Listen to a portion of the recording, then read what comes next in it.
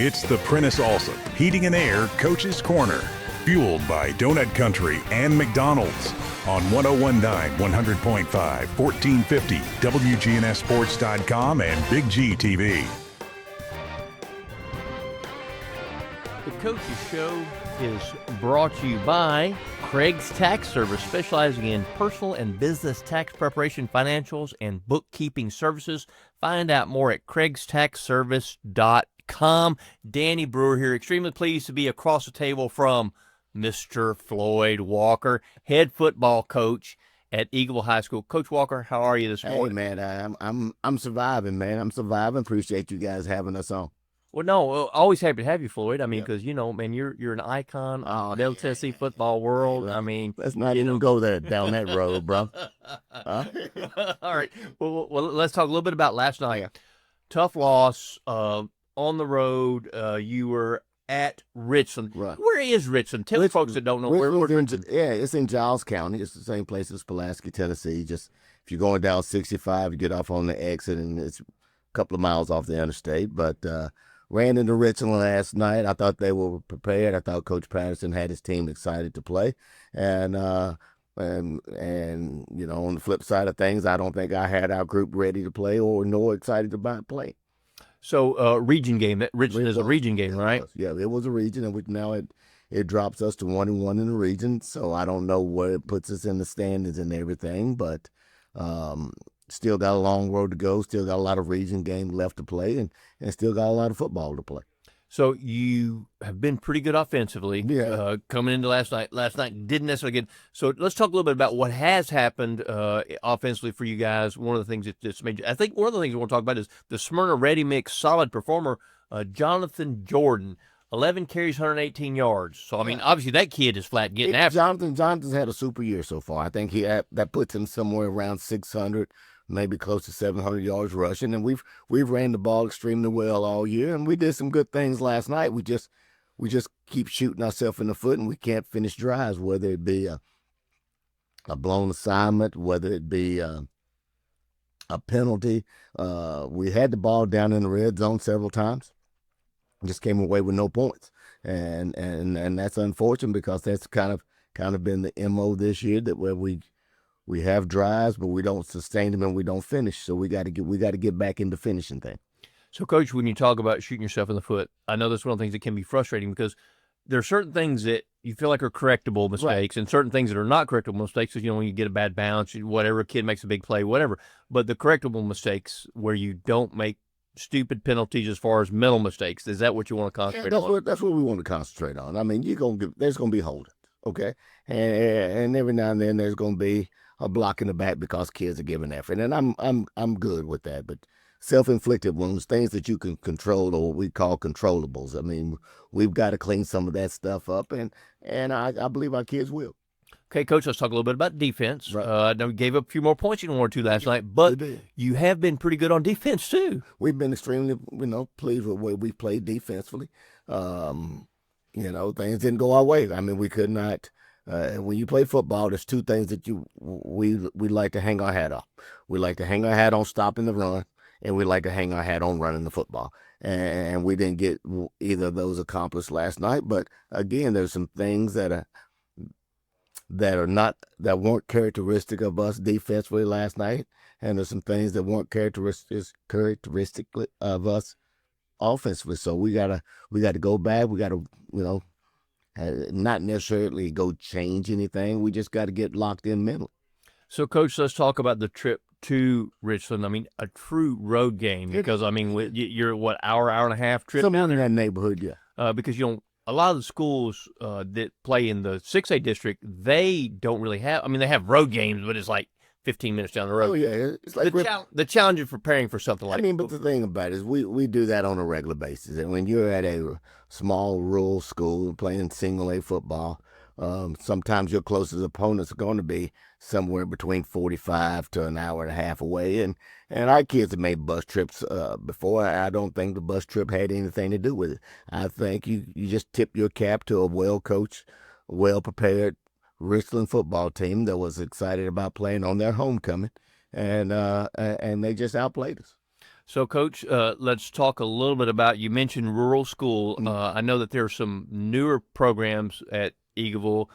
There's a soccer program now and all that stuff. Just started soccer. Is that stuff good overall for football and everything? Because when you grow the your sports sphere, so to speak, is that good for you guys, you think? Yeah, anything that you do that provides kids an opportunity to participate or to belong to something is good, not only for school football, but it's also good for the kids because it gives them an opportunity to get out there, make a name for themselves, do some things that maybe might be out of their comfort zone, and gives them an opportunity to build different relationships. So I firmly believe that athletics helps all kids, so whether it's football, soccer, basketball, baseball.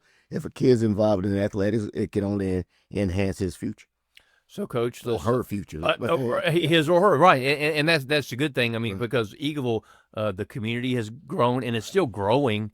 And, I mean, the growth of the area, a good help for the program, too, you feel like? It is. I mean, our numbers for a 1A school are probably well above the norm. I mean, we're somewhere around 53, 55 kids, somewhere in that neighborhood. And the typical single A school that we play against is somewhere around, 35 or 40. But it's growing, and it's growing not only from a student population, but it's growing as far as sports goes. With take soccer for instance. I think we had a big turnout for middle school girls soccer this fall. I see the middle school boys soccer team out conditioning right now, and they seem to have an extremely large number of kids. So it's growing as far as all facets of our place goes.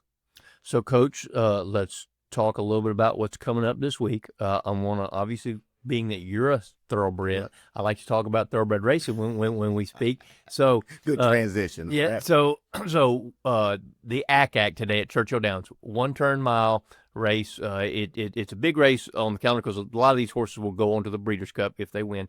Most Wanted. He's the morning line favorite, 6-5. When you talk about coming home this week, you play at home this week. You host Moore County, another big region game. Right. What is most wanted for Floyd Walker and the Eagleville Eagles when you think about coming home this coming Friday? The most thing about it is we just got to take care of Eagleville. We just got to go back and get back to being Eagleville. We can't worry about what Moore County does or what they're going to do. We got to make sure we're locked in, and we just take, as you would put it, we just got to take care of home. That's what we got to do. And if we can take care of home, we'll have a good night on Friday night. Not only at single A, but I think at all levels of high school football, oftentimes is it more about winning the game and not losing the game, because you talked about the mental mistakes and all that kind of stuff, and you just want to make the other team beat you? That's what you always want to do. You want to make sure that you don't help them. You don't want to help anybody. If you have an opportunity to put points on the board, then you got to put points in the board. You don't want to help somebody by not doing that, and we've done that, unfortunately, on a couple of occasions, and sometimes it went in our favor, sometimes it didn't, and it didn't go in our favor last night. So, Coach, talk a little bit about some of the leadership, because obviously as a coach, you put a lot of weight on your shoulders, right? But at the end of the day, the kids have to perform on the field. So talk about some of the leadership you've got on the field and some of your seniors and some of those kids. And I think we got a great group of seniors, okay? I think they'll rally this group. I mean, there's people like Dylan Harrington, Mason Sear, Crimson Armstrong, Parker Futrell, and I know David Harrison, Jed Fan. There's several kids out there. You're always going to leave out some, so I just name a few of them. But they all know that the senior class is important to what we get done for the remainder of this season. And I think our seniors will be, I think they'll bounce back. History has proven that we'll always bounce back, so I believe that they'll do that this coming week. So you mentioned early, a lot of football play, and it's very, very true. So you still hold your own destiny. We do. Right in front of you. Right. We do. And that's the whole thing about it is one game don't define you, okay? And all we need to do is make sure that we understand that, hey, this is what happened. This is what don't need to happen. Let's move forward from it, and let's bounce our back, and let's go on to the next game. Well, my world history teacher back in high school, Mr. Al Wilkerson, super sharp guy, he said, history doesn't repeat itself. People repeat history. So you need to learn from it, right? Yeah, you do. You really do. And that's the whole thing about it. You've got to remember what that feeling was like. You've got to remember the things that you did that didn't allow us to be successful. and you got to think about what you need to get done that's going to allow the whole group to be successful.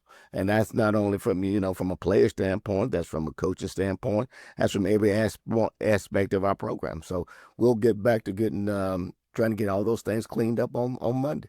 Well, I got a good feeling that it's a safe bet that Eagleville will be ready next Friday night when they host Moore County. So if you want to see some good football next Friday night, head out to Eagleville, see Moore County. WGNS Radio, I think, will be there, Coach, if you let them. And yeah, we're gonna have to discuss the radio showing up. I don't know if John Dinkins and Brian know how to find Eagleville. well, we're gonna find that out, Coach. Hey, Floyd Walker, appreciate your time. Certainly wish you the best of luck. Appreciate you, Danny.